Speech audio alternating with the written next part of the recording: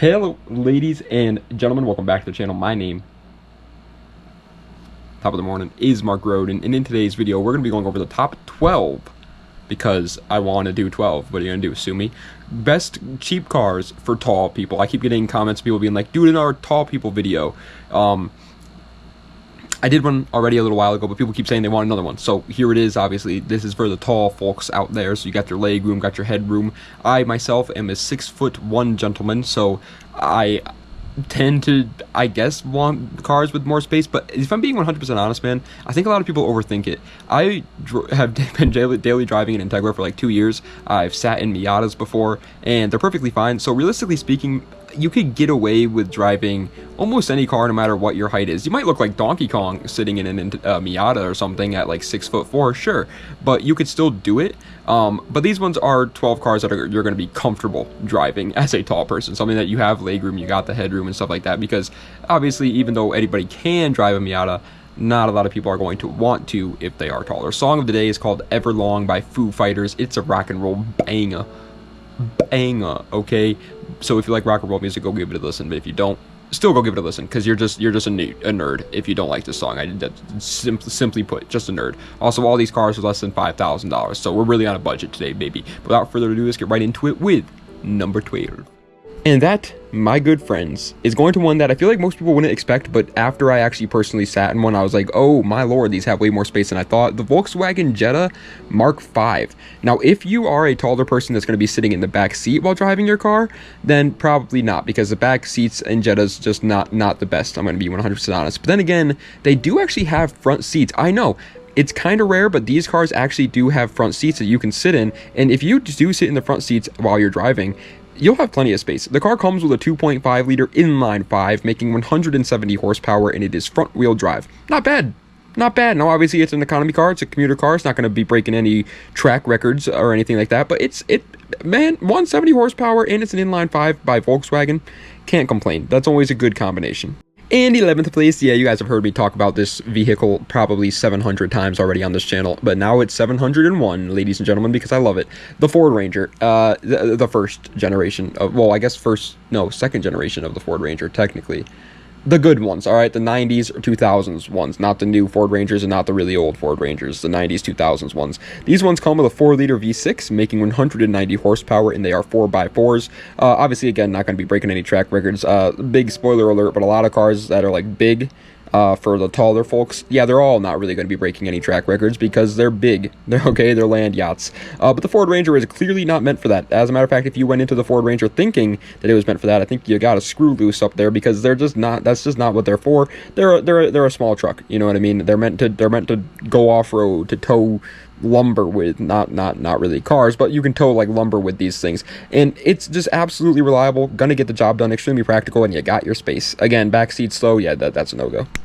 However, coming in at the wonderful number 10 spot is yet again another vehicle where I feel like a lot of people are going to be like, that's not that good, that doesn't have that much space, it's not actually that good for tall people, unless they sit in one. And my dad has had, well, not these exact cars, but he's had 4th gen Firebirds like my entire life, and they're pretty much the exact same thing, and they are way more spacious than you think. It's the Chevy Camaro Z28 4th gens, yeah, or the Firebirds too. They actually both work. These cars come with a 5.7 liter V8, making 310 horsepower, and it is rear wheel drive. That obviously sounds like a really good deal, and it is a really good deal when you actually find them under 5K. The problem is these cars are definitely starting to get over that 5K price range. It's going to be tough, is what I'm trying to say, to find one for less than $5,000. And when you do find one for less than 5K, it'll be even harder to tell if it's a good or bad deal. It'll probably have higher miles on it. But if you can manage to snipe a good deal, if you're patient and you can get a good deal on a 4th gen Camaro, yeah, it's great for tall people.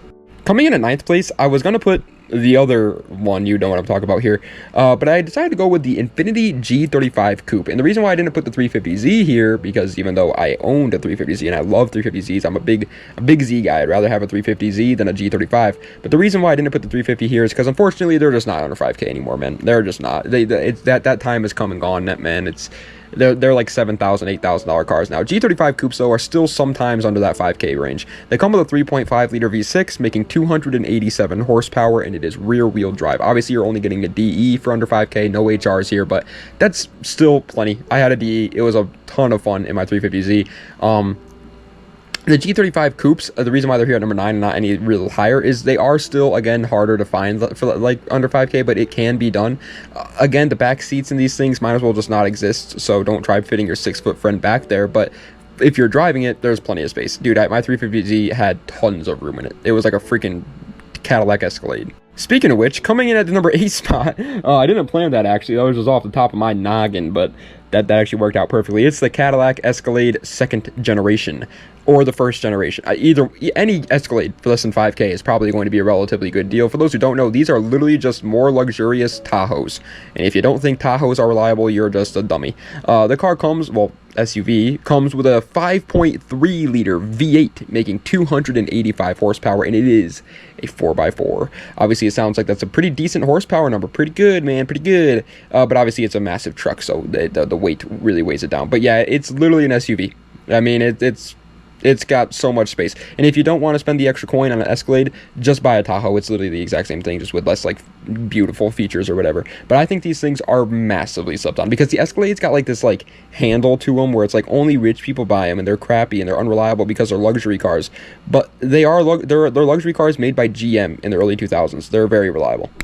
And coming in at number 7 spot is a luxury car that's going to be slightly unreliable, and that's why it's here at number 7 and not like first, because it's the BMW 740iL E38. The L stands for long, apparently, because these things are extremely long. I think the L actually stands for luxury, by the way, but I don't exactly know. But either way, they're very long vehicles. The vehicle, why am I saying vehicle today? I feel like I'm like an 80-year-old police officer that's bald. The car comes with a 4.4 liter V8 making 282 horsepower, and it is rear-wheel drive. Again, sounds like a pretty good horsepower number and everything until you realize that these are very long cars. They have a very large wheelbase. They're not race cars. Okay, they're very heavy. They're luxury cars. But because they're luxury cars, you not only have a ton of space up front when you're driving it, but you also have a ton of space in the rear for the back seats. With the ILs, if you're just going to get the 740i's, they are a little bit shorter with terms of wheelbase and space in the interior, but just keep that in mind. Obviously, if you're going to be carrying people around, the IL might be the better option for you. I just realized I forgot to mention this with the only 2 cars on this entire list that are actually kind of fast. The G35 Coupe and the Camaro Z28. Those cars are actually both like the only ones on this list that are like actual sports cars. Just want to point that out. Either way, coming in at 6th place is going to be going to the Jeep Wrangler TJ. Again, back seats. It's starting to sound like a little bit of a trend here, but yeah, the back seats, non-existent. Don't even try using them. Front seats, though, you got some space, baby. I'm from like absolutely nowhere, Connecticut, man, so I've been in tons of Jeep Wranglers before, and there are plenty of space up there. They come with a 4-liter inline 6 making 190 horsepower, and it is a 4x4. The only slight downside I would say to a TJ Wrangler is trunk space. A lot of people don't know this, but Jeep Wranglers have like the worst trunk space on planet Earth. You can't fit anything in there. If you have like a flat-brimmed hat that you want to put in your trunk, you're not fitting it in a Jeep Wrangler. Coming in at 5th place, however, you can fit a lot of flat brim hats in the trunk of. It's actually got a very good trunk space. The Lexus GS300 2nd generation. I used to just say Lexus GS300. Yeah, Lexus GS300. Until I realized that I'm an idiot because there are multiple GS300s built. So yeah, it's the 2nd gen because the 1st gen is just not that great in my opinion. The 2nd gen is, and then the 3rd gens are too much money. These cars come with a 3-liter inline 6 making 225 horsepower, and it is rear-wheel drive. I say it every single time we talk about any sort of 300, whether it's the Lexus SC, IS, or the GS300s, but that's a 2JZ, the 2JZ GE, not the GTEs that we all know and love, but still a very decent motor if you want to have some fun. They're rear-wheel drive, which is obviously also pretty fun. The car itself is just a fun car. Now, again, obviously, since it is bigger, that's kind of the downside to being a tall fella. You need to buy the bigger vehicles. Since it is bigger, it's not like a race car or anything. The suspension in particular is actually very, very soft, but you can definitely turn it into one if you just cut some weight. Coming in at 4th place, I used to talk about these cars quite literally every single video. It could be a video of the top 20 best coupes, and I would somehow manage to sneak in a Subaru Forester SF. I love them. I love the Foresters. I haven't talked about them in quite some time, though, but I still have my love for Foresters, man. SFs and SGs. Both of them can be found under 5K as well. We're just going to go with the SF today, though. I don't know why. It's the same exact car. The car comes with a 2.5-liter flat 4, making 165 horsepower, and they are all-wheel drive, of course, because they're Subarus. And yeah, again, SGs, SFs, exact same car. SGs are obviously a little bit newer, and I guess if you like how they look better, then they look better. It's all personal opinion, obviously. I think the SF looks a little bit better personally, but either way, they're the same exact thing, and they're literally hatchbacks with, like, I've driven one of these and been in it multiple times as well, and again, absolutely no problems whatsoever. No complaints over here on the Mark Roden side of things, because I was chilling. Coming in at third place. I mean, it has to have a lot of space. Okay, so like obviously it's gonna make the space video, the tall guys video, because it kind of has to.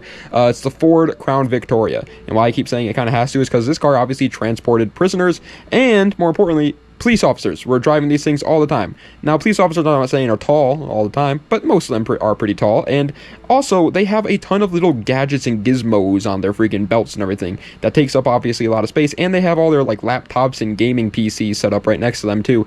And so with all that stuff in their car, and they still had a comfortable amount of space. These cars clearly have a lot of room. They come with a 4.6 liter V8 making 235 horsepower, and they are rear wheel drive.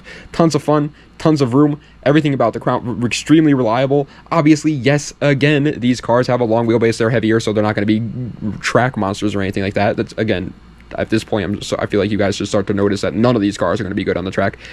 But it's a good car in every other regard. Second place, coming in at the number 2 spot, is going to be going to the wonderful Chevy Silverado 1500 Cat-Eye, or just the first gen in general. The GMT 800 is what I believe they're called.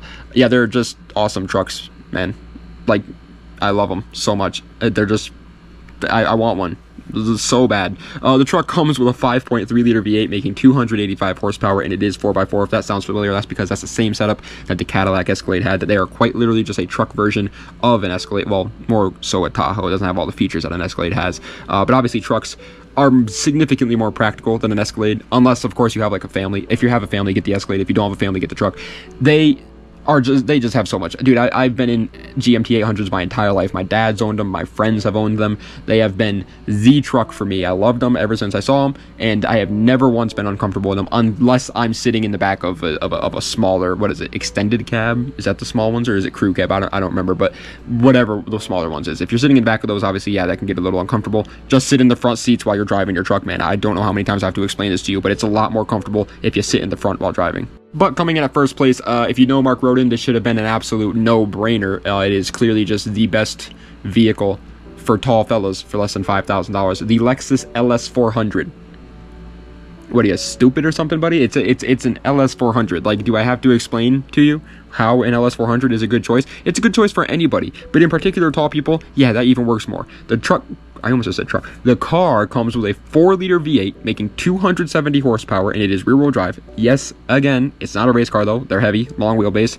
It's very soft suspension, yada yada yada. But obviously, you know that. You're not surprised when I tell you that. It's an LS400, man. What did you expect? LS400s, for those who don't know, are quite literally just like perfect in almost every single regard. There's like nothing that you would want to change about an LS400. The only, I guess, downside to an LS400 is obviously, yes, the performance in terms of like racing, motorsports and stuff like that, and I guess the looks. A lot of people say they look like grandpa cars, and so they modify them, but dude, all it takes is like lowering it, putting some nice wheels on it, and now it's a completely changed car. And for that amount of money, dude, you can't go wrong. LS400s are they're just peak. These are the million-mile Lexuses, man. Like, these cars are quite literally, if you take good care of them, if you do the maintenance, they could quite literally last for 1,000,000 miles. That's insane. That's insane. And they're tons of space, obviously, extremely comfortable. This car was so good that at the time that they made the LS400, Mercedes was caught reverse engineering it to try and figure out how Lexus managed to pull it off. They were that impressed. Mercedes-Benz. That's like the king of luxury, dude. And they were like, oh, how did they do this? It's just peak, and I don't care what anybody says. It's a perfect car for less than 5K. But ladies and gentlemen, that is the end of today's video of the top 12 best cars for less than $5,000 for my tall folks out there. I hope you guys enjoyed. If you did, please be sure to like, comment, and subscribe to the channel for more content just like this. Let me know what other videos that I see in the comment section down below. Check the links in the description for any of my other social medias or any of my other YouTube channels or any of that great mumbo jumbo. And yeah, guys, again, I want to reiterate that realistically speaking, man, if you're a taller guy, I mean, unless Shaquille O'Neal is watching this video right now, if you're a taller guy, you should be fine in almost every car. I know a guy who's 6'7", who drives a freaking Honda Accord. It's a CB7 Accord. Actually, I don't know, it's not a CB7. It's the one right after the It's what are they called? CD5s. That's what they are. I believe that's what they are. The 5th gens. Yeah, 5th gens, yeah. He drives one of those. They're small cars, is what I'm trying to get at. They're 90s little Hondas, and he drives one as a 6'7" guy. Is he like the most comfortable guy in the world driving it? Obviously not, but he can drive it. So you can get away with almost anything. a lot of people I feel like overthink that, especially the younger guys are like, oh, I'm too tall, I won't like this car, it'll be a nightmare. I'll be honest, when I first got my Integra, yeah, it was a little small for me, and it took some getting used to for sure, and I was a little bit like, oh, I don't like this is way too small, I feel cramped. But I got used to it within like a month, and now I love the Integra. Well, I like the Integra. I don't love it because of the rust, but that's not the car's fault. That's the owner's fault there. So that's the road's fault. But it is a very nice car to drive, is what I'm trying to say. And so you can get away with most things. But if you really think you need a lot of space, which I understand, man, dude, listen, that's the main reason why I want to sell my Integra actually, is because I'm just sick of having a smaller car. I want something bigger that I feel safer in, you know. So if that's what you want, Call of Duty Black Ops Cold War just installed. If that's what you want, then these are 12 cars for you. I hope you guys enjoyed. If you did, do all the great mumbo jumbo, and das vidanya. Have a nice night.